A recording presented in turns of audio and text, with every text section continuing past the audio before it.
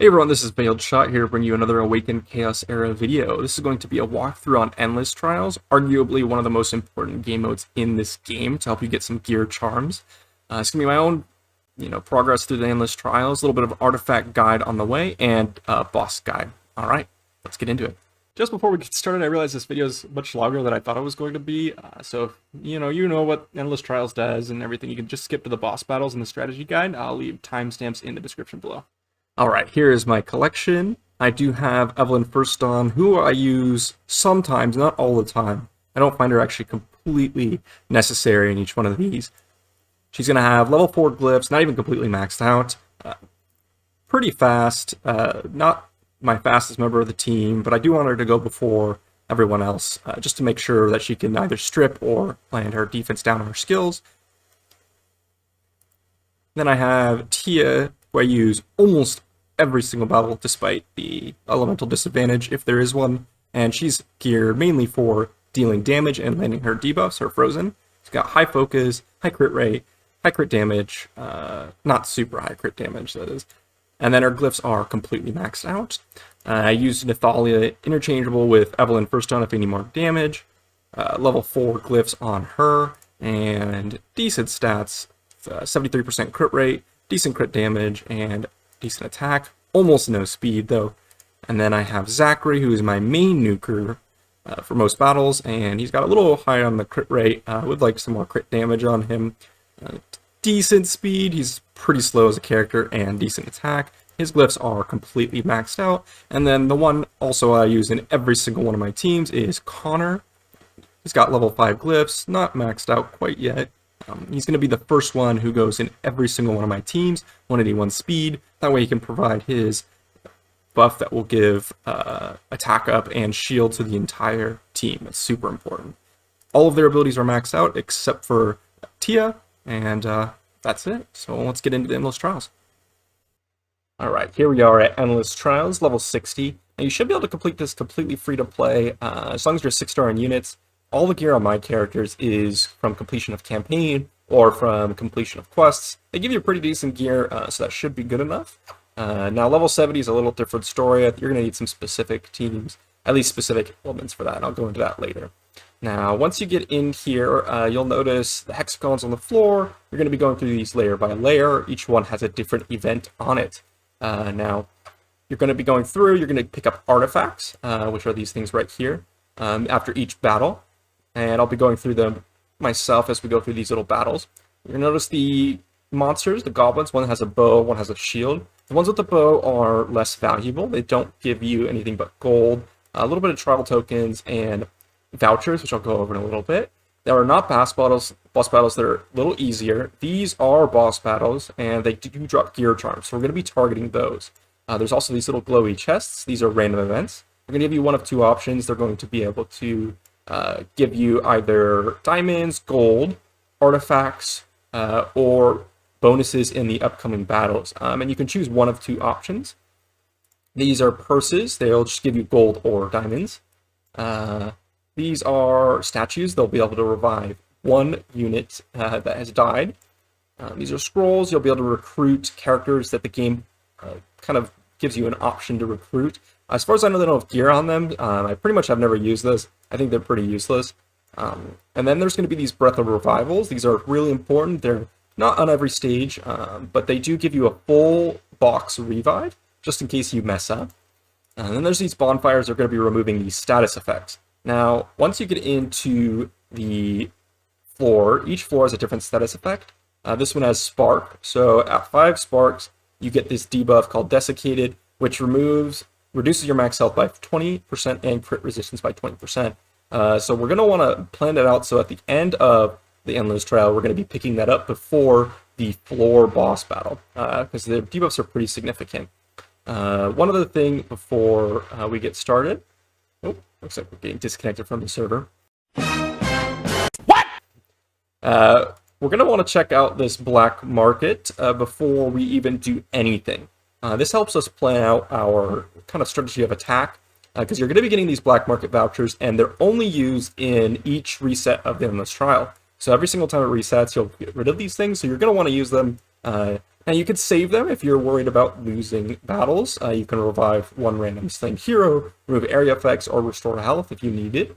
But I also like to check out these artifacts that they offer you. I pretty much avoid these cores because as far as I know, they also apply to the enemies, which is kind of useless for you because if their water hero attacks are applying frozen to you, it's actually a detriment. But these other artifacts over here can be pretty useful, such as Executioner's Dagger. I'm looking at this and I want to pick it up early because I want 5 battles to max out this artifact. 25% attack is pretty significant. 18% lifesteal is good because as you're going through the Endless Trial, your character's health kind of carries over between battles, just as the status of your character carries over between battles. So if your character dies, then you won't be able to use them in the next battle. If the character's half HP, you'll start the battle with half HP in the next battle. Now let's go back on the black market. The 15% dodge is pretty nice. I actually really like artifacts that give you RNG because in the battles you can actually just retreat and retry the battles over and over again. So if you have 15% dodge, there's going to be a time where you dodge 3, 4, 5 attacks in a row. Happens to me all the time, which means if you're like me and you want to play this for maximum rewards as possible, you're going to grind that and make sure you get the best RNG if you really need to win a battle.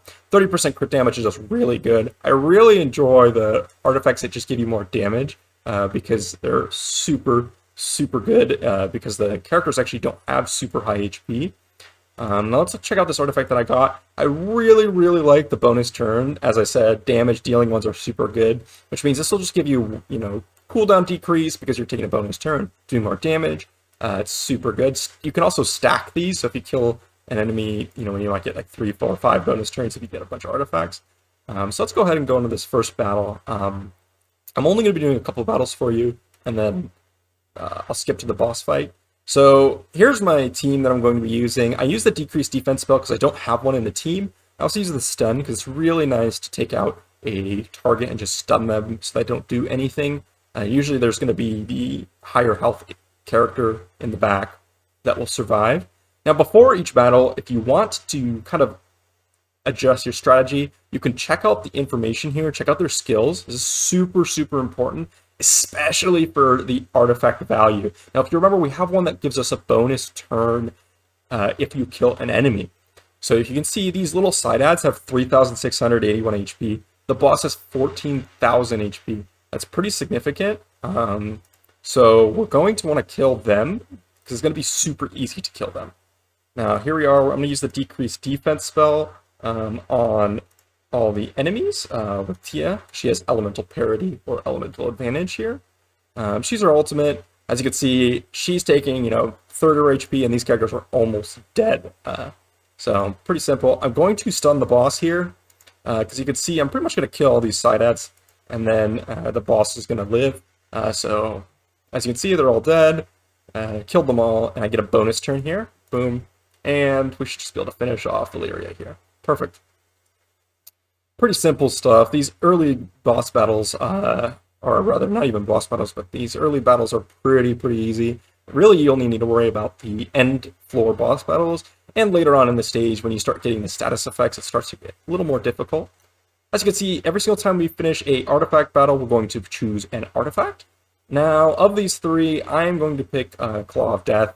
I really like the attack increases.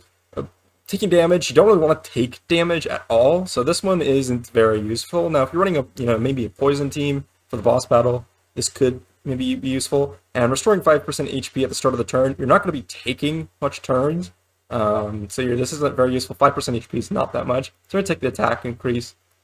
We're going to go through, here you can see the little random event. We can do plus 30% attack and minus 30 speed for the next 3 battles. Not super useful. Minus 30% damage received and plus 30 speed for the next few battles. These are decent, but they only apply for Endless Trials, and when I'm going through here, I want to get maximum value for my account. So since these are just going to be, sort of like fun things to do, I prefer to get some value. So here I'm going to go for this battle here because it's going to give us a gear charm. I'm really not going to change my team much. I'm going to skip the formation. Right. Now, this battle's going to be a little harder because Gubek is going to go first. He's an extremely fast character. He's going to do some damage to my team. Not too crazy. I'm actually going to stun him because you can see in the turn order he's going to go next. So I'm just going to stun him real quick. And then I'm going to get that attack buff to my whole team.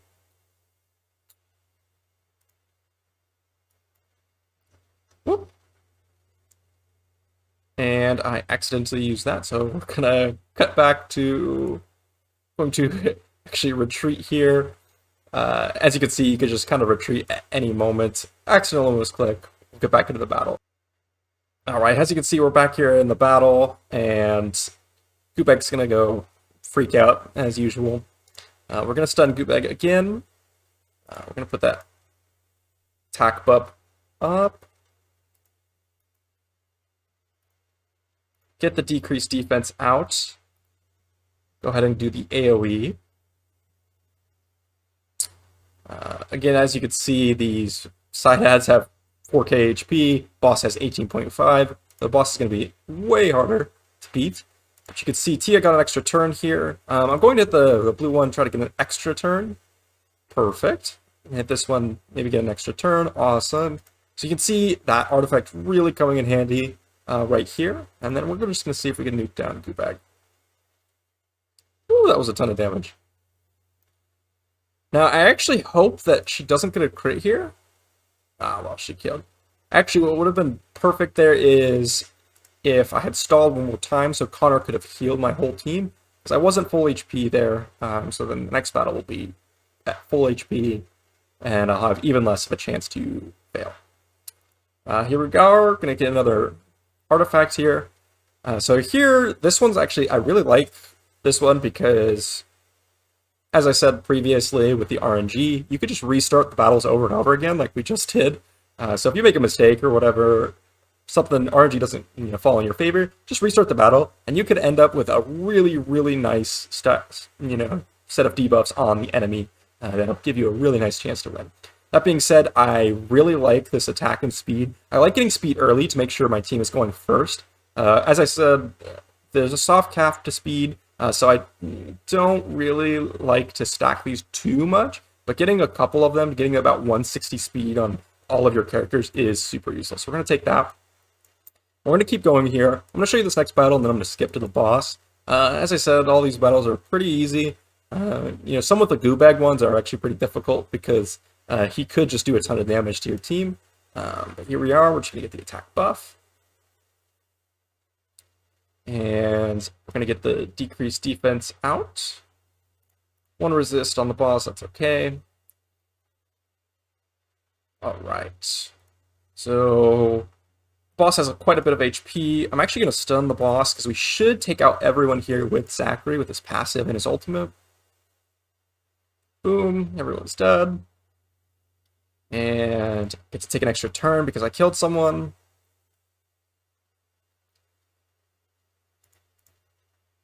And here we go. This should finish them off. Perfect. Alright. Let's see what artifact we get.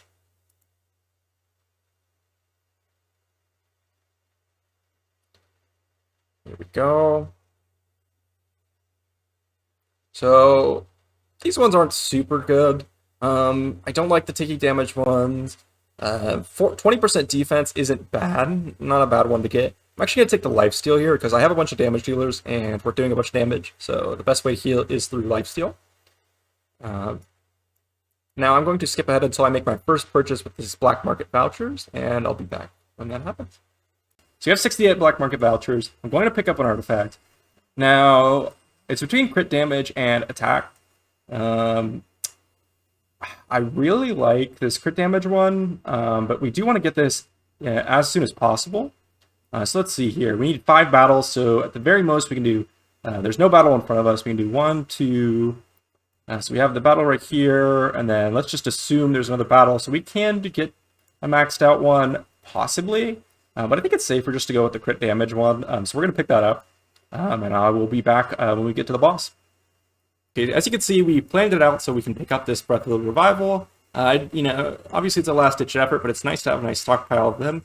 And of course, we want to get this bonfire because all the area effects are removed. And as you can see in here, there's no area effects on them. And so here we are at the boss battle. And so this is an interesting one because there's actually, I believe there's only a couple of formations that are possible in Endless Trials. And this is one of the harder ones, in my opinion. The other one is like a Celestial Cane one. And I believe there's one other one, but this one is the most common for me. And it's the Frozen Squad. So real quick, I'm going to kind of check out all their skill sets and kind of give you a guide on how to deal with this one. All right, first up is Celine. She's most likely going to be the squishiest. She does get a shield at the end of the turn. She has an attack up on her basic. She has a bouncing orb that has a chance to apply Frozen. And this is where the big damage comes from. She actually does quite a bit of damage from this. She's going to do it to all members of your team. So you kind of got to watch out for that one. All right, let's head on to the next one. All right, next two are Mulago and Mila. And Mulago has a chance of counterattacking with speed down. Now, this is important to notice because it will mess up with the turn orders. Another chance to apply speed down is basic. His passive, allies attacks against enemies affected by Frozen have a 100% chance of triggering a joint attack. So this is huge. Every character in this team has a chance to apply Frozen, and when he's counterattacking, he's going to apply speed down. And of course, he's going to be counterattacking because if your team is frozen, then it's going to be counterattacking. And then his ultimate is going to deal 150% damage to all enemies and a chance to apply Frozen. Now, this is also increased if they're affected by speed down. So if your characters are getting frozen, he's counterattacking, he's applying speed down, he's going to increase his own chance of applying Frozen. It gets pretty nasty. All right, next up is Mila, and she has a chance to apply Frozen on all of her attacks. It's actually an increased chance for negative effects. This is important to note because Tia, as we will see later, is actually going to apply negative effects immediately. And so this will increase pretty significantly on each attack. And it's, her basic is just defense down, not too much damage. Second ability will deal 100% damage to an enemy and give herself a shield because you will be affected by a negative effect. And her third ability just deals a ton of damage.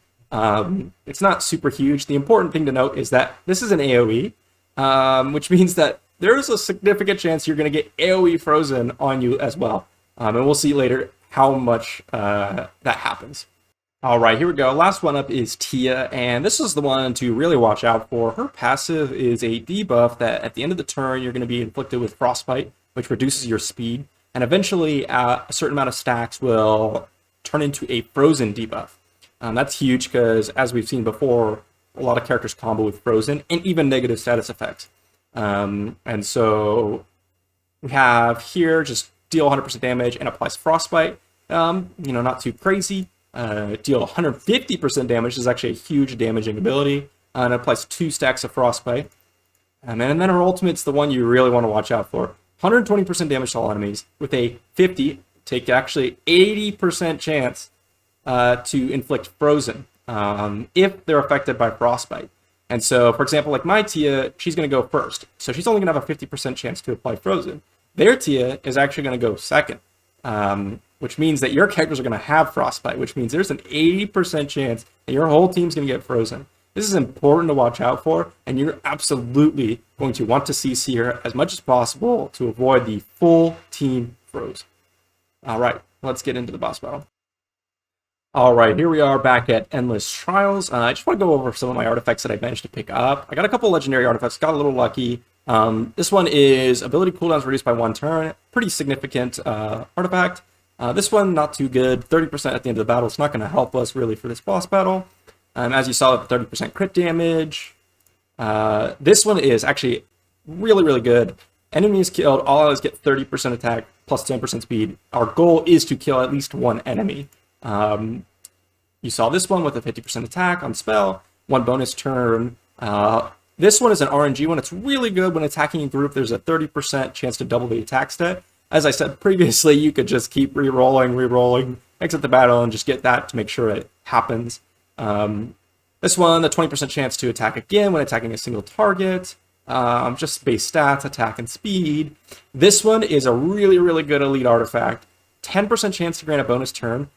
it's really low chance, which is why, you know, I guess that's why it's elite. But since you could just exit the battle, that 10% chance you can make into a 100% chance. So it's super good.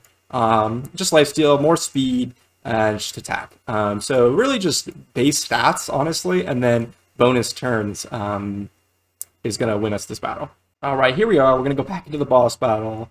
I already failed this once. We're going to see if the RNG kind of plays in our favor. We're going to do the attack buff here.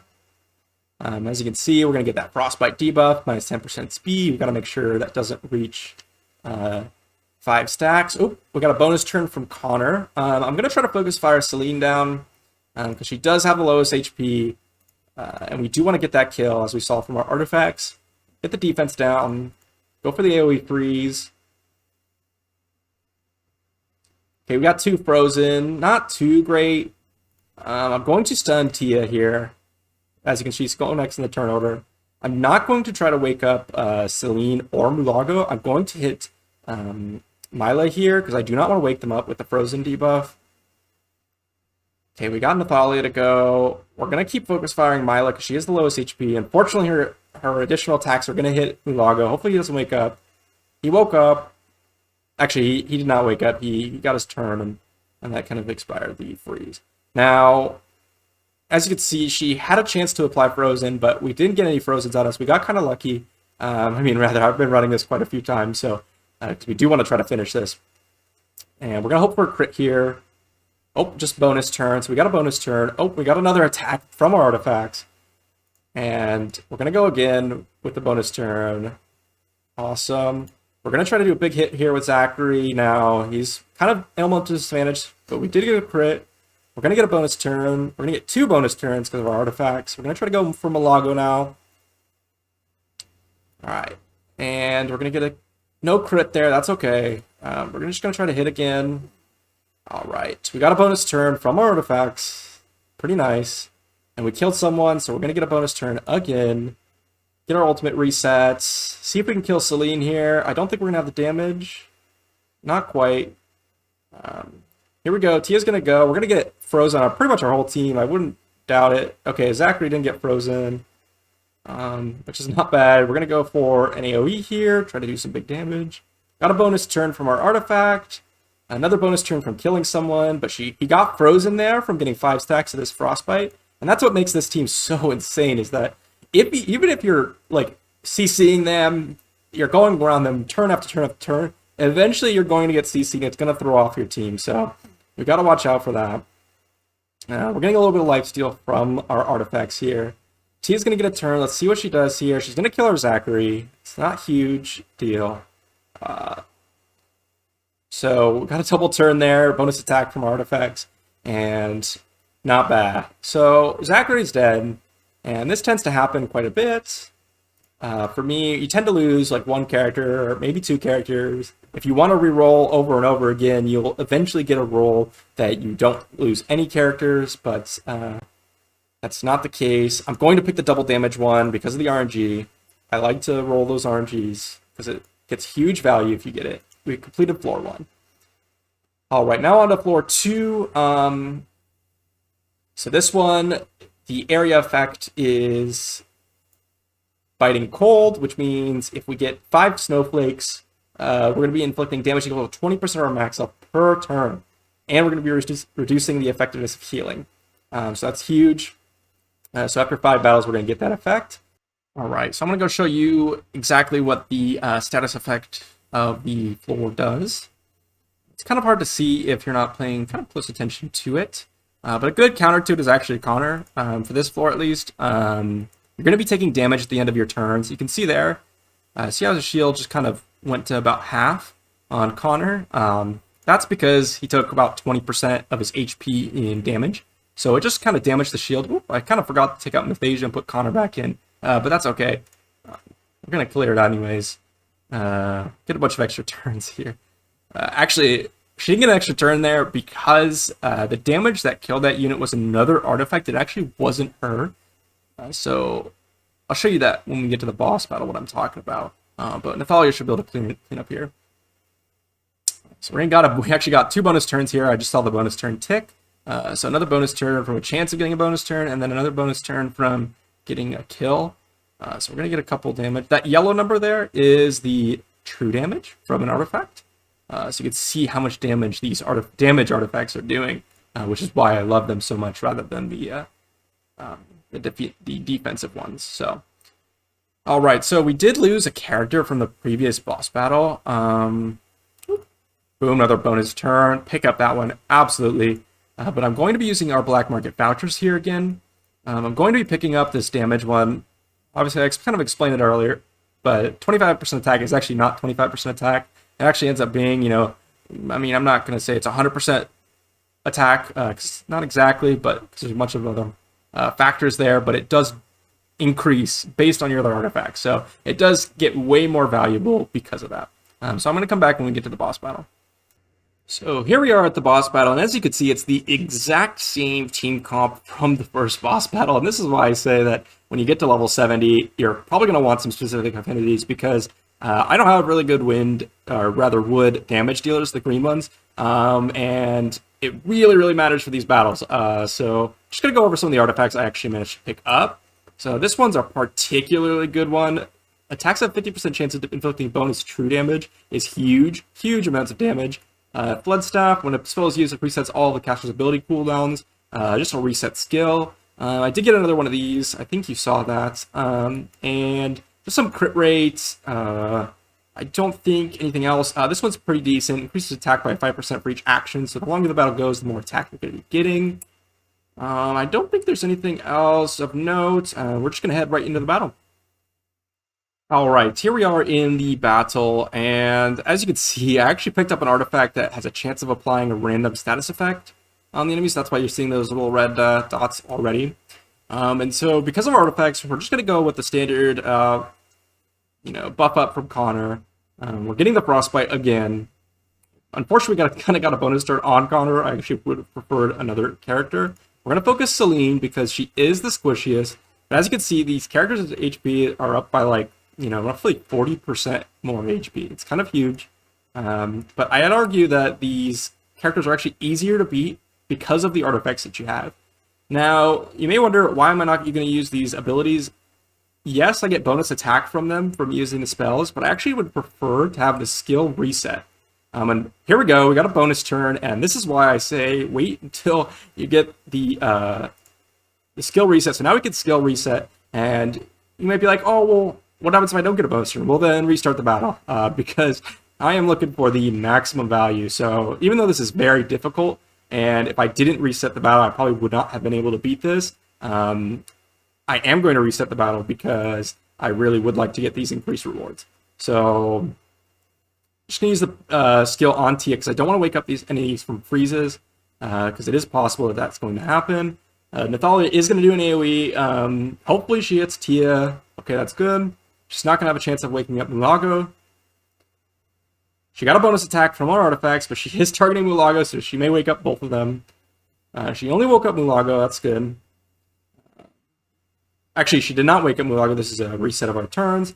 So we're just going to get a refresh on our buffs from Connor. We're going to target Celine again. We want to get that kill because remember, we have an artifact that gives us increased stats when we get a kill.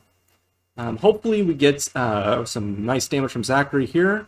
That yellow number in the back, as you can see, is the true damage from that artifact that we picked up. 6k is quite a decent amount. We're going to finish it off. Another 4k from our artifact. Bunch of bonus turns. As you can see, the bonus turns stack from getting that kill. So we just got another kill, so we should get 2 more bonus turns here. We did. Nice. So we have 3 turns from Zachary. This is pretty much wrapped up. Pretty easy comparatively to the first stage, and this is why I say even though the characters have significantly more HP, it's much easier because you kind of have that basis of artifacts that you kind of collected, and it should be that the endless trails get easier as the battle goes on. So that's that. I'm going to go on to the next stage. We're going to see what that stage effect is, and then I'm going to kind of advance to the boss stage, get another review of my artifacts, and we'll wrap up the video. So here we go. I love this one. 50% defense, all enemies for 2 turns at the start of the battle. Pick that up, yes, because the spell that we have is decreased defense 1. So it's 30% defense, minus 30% defense. That one's minus 50% defense, so it's just a strict damage increase. All right, here we are in the next stage, and we're going to go over the area effects. So it's 5 thorns, so after 5 battles, we're going to get 45% speed reduction. It's not huge because we do have artifacts that increase our speed. We're going to get a team heal and area effects removed. We don't really need that, but I'm going to take it. We're just going to look at the stage real quick. There's no like Breath of Revivals. I don't really need the revival statue, so we're just going to go for value, which means we're going to beat the battles with the shields. All right, and we'll be back when anything important happens. Really quickly wanted to show you this. We have a chance of getting nothing from this random event or this purse, which probably contains diamonds. I'm actually going to get nothing from this random event, and the reason why is because, well, we happen to get a really good artifact, but that could be anything, is because of this right here. We know we're going to get the statue, so we don't really care about reviving a unit. We haven't died, but I do want to get this artifact charm, and it just so happens there's another artifact charm battle. So we would have missed out on 2 artifact charms if we had gone the other way. So we're just going to go on to the boss stage. I didn't go for the bonfire because I don't think the 45% speed reduction is that much. And oftentimes, a lot of the artifacts you get will, offset that. So we have 112 black market vouchers. This is the last battle, so there's no reason not to spend them. The last one's lifesteal. I'm going to save them just in case we do fail or whatever. We can revive one slain hero.